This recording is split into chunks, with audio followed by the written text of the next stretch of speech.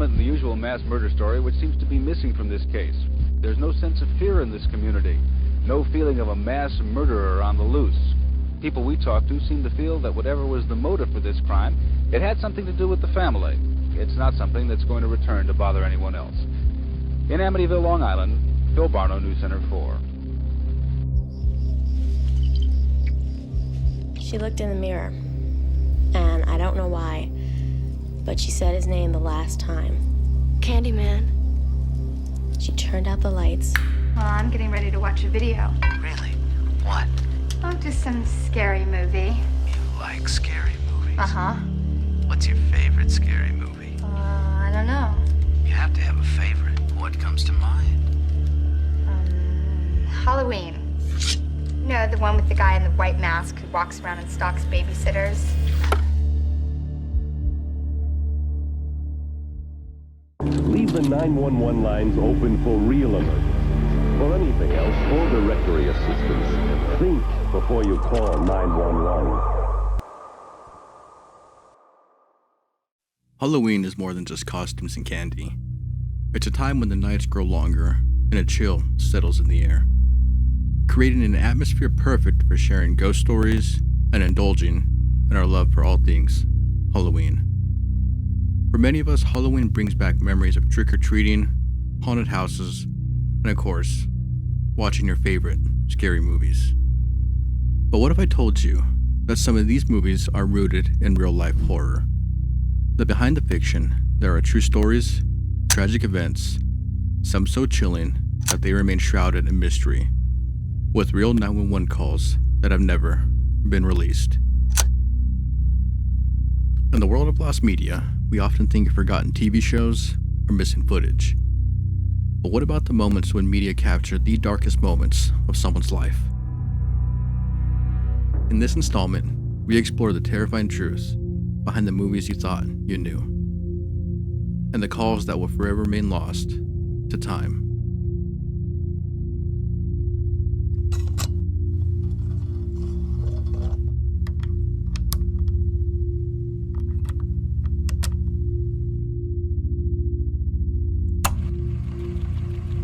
Thank you for returning to my second installment of Lost 911.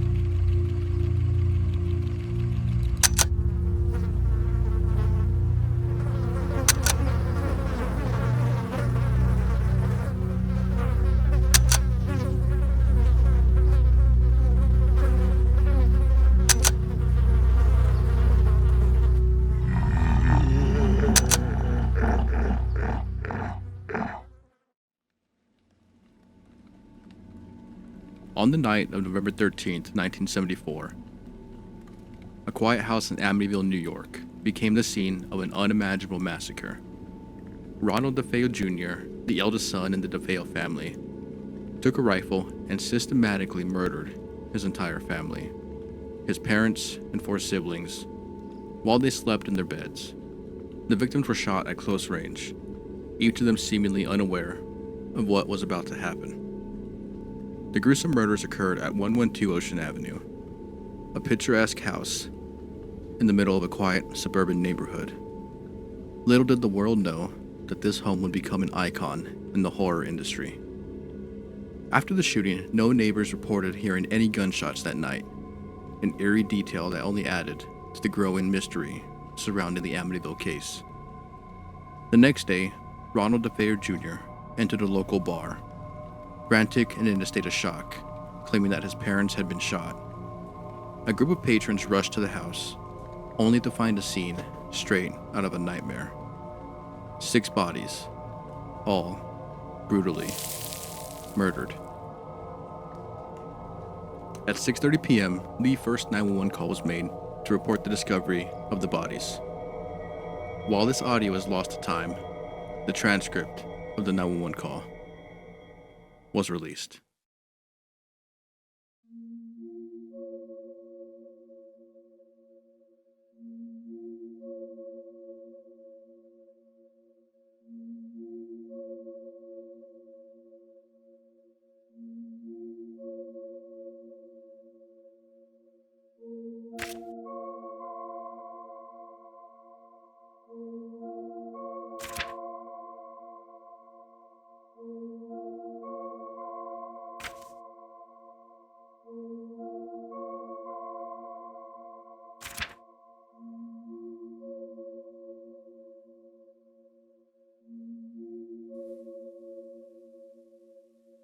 In the aftermath of the murders, DeFeo initially claimed that his family had been killed by a hitman.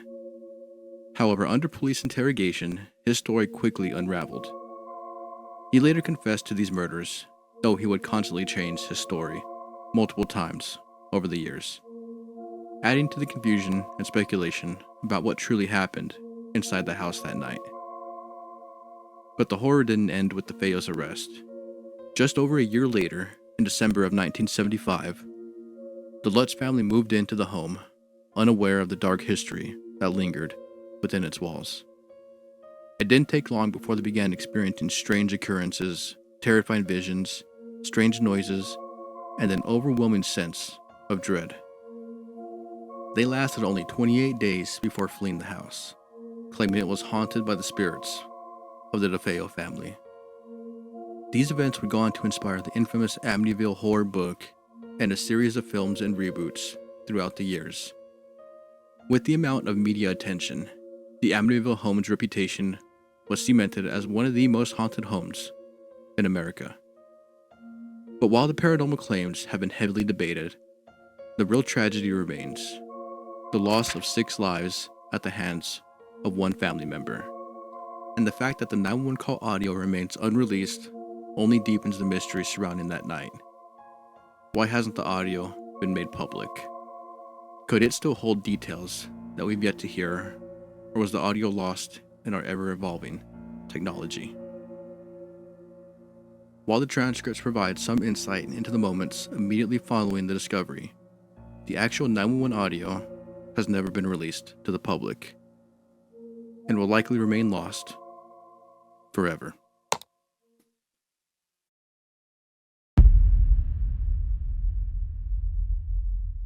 The jury took about 6 hours over 2 days to reach its recommendations. Those recommendations were unanimous and identical. Jurors deciding 12-0 that Danny Rolling should die in the electric chair.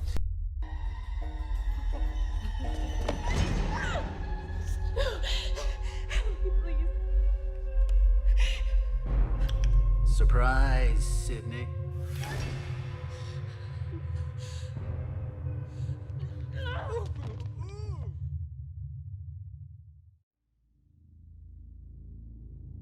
In August 1990, the small college town of Gainesville, Florida, was thrown into a nightmare that no one could have imagined. Over the span of 4 days, a killer stalked, tortured, and brutally murdered 5 college students in their off-campus apartments. These crimes were so horrific, they would go on to inspire the plot of the 1996 slasher movie, Scream. The man responsible for the killings was Danny Rolling, who had come to be known as the Gainesville Ripper. His method was as terrifying as it was brutal. He broke into the homes of young women, tortured, and murdered them, and even arranged their bodies in grotesque staged positions meant to shock whoever found them. The first murders occurred on August 24th, 1990.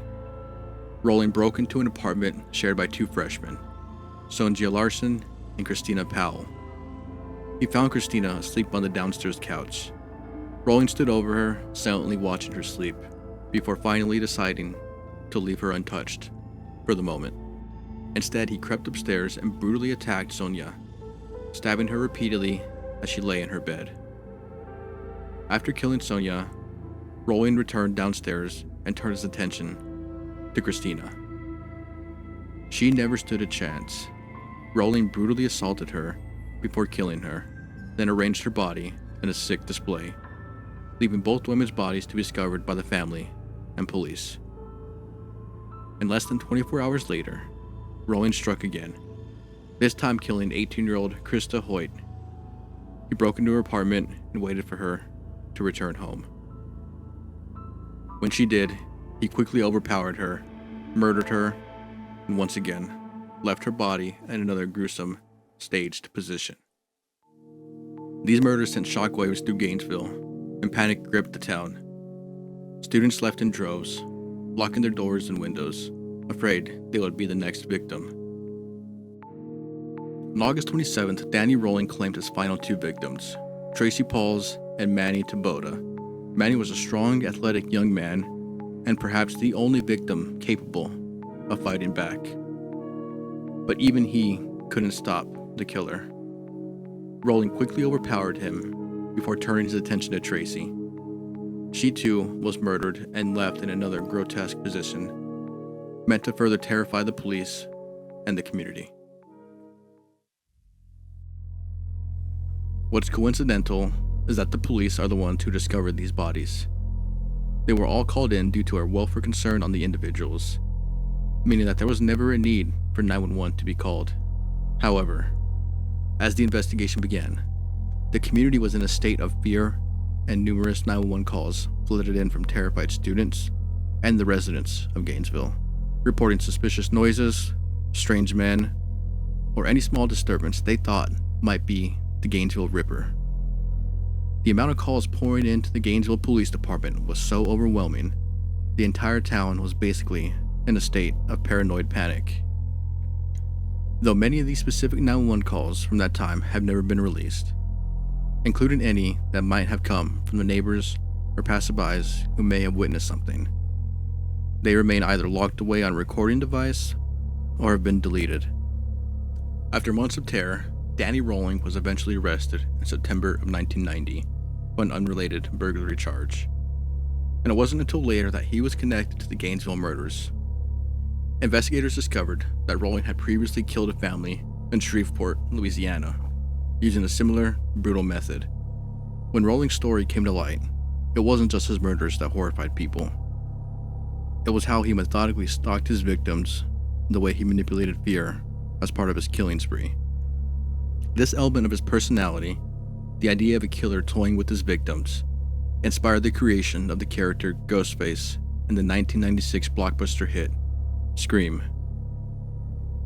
And while Scream became an iconic part of horror movie history, the real-life horror of the Gainesville Ripper was far more terrifying, and the Gainesville murders left a scar on the community, one that no slasher film could ever replicate. The fear that gripped the town and the disturbing brutality of Rowling's crimes remained cemented in mainstream media. Unfortunately, the 911 calls of mass paranoia would likely remain lost.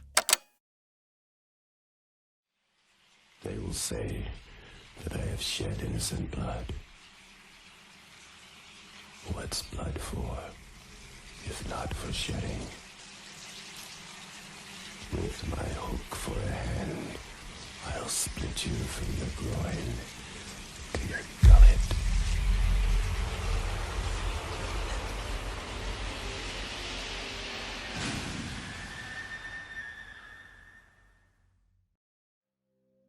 In the spring of 1987, the residents of the ABLA housing project in Chicago were accustomed to living with the dangers of crime and poverty.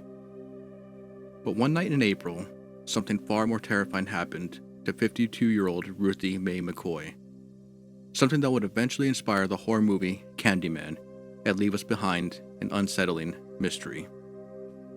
Ruthie Mae McCoy lived alone in her apartment, struggling with mental health issues and the harsh realities of life in the housing projects, surrounded by crime and violent murders throughout.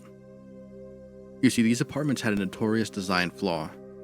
Behind the bathroom mirrors, there were open spaces between units, allowing someone to remove the medicine cabinet and climb through the walls, directly into someone else's home. And on the evening of April 22nd, 1987, Ruthie Mae became the victim of a horrifying home invasion. In her apartment, she began to hear noises. Someone was breaking into her home, but not through the door. They were coming through the bathroom. As panic set in, Ruthie Mae raced to her phone and called 911.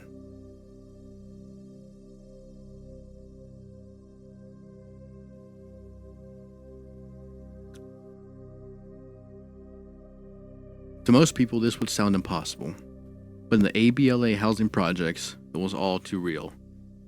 Intruders had learned that they could use the walls to enter apartments through the medicine cabinets, bypassing locked doors entirely. The dispatcher logged the call and police were dispatched. But when officers arrived on scene, they knocked on the door and got no response. They didn't force their way in, assuming there was no immediate danger, simply due to the fact that the mental state Ruth was in and her previous episodes may have caused a less than serious reaction. The next day after Ruthie failed to answer her door again, police finally gained access to her apartment. Inside, they found Ruthie Mae McCoy lying dead, shot 4 times in her apartment. The most chilling aspect of this case, aside from the brutality of the murder itself, is that Ruthie's 911 call has never been released. The only thing the public knows is what was been reported.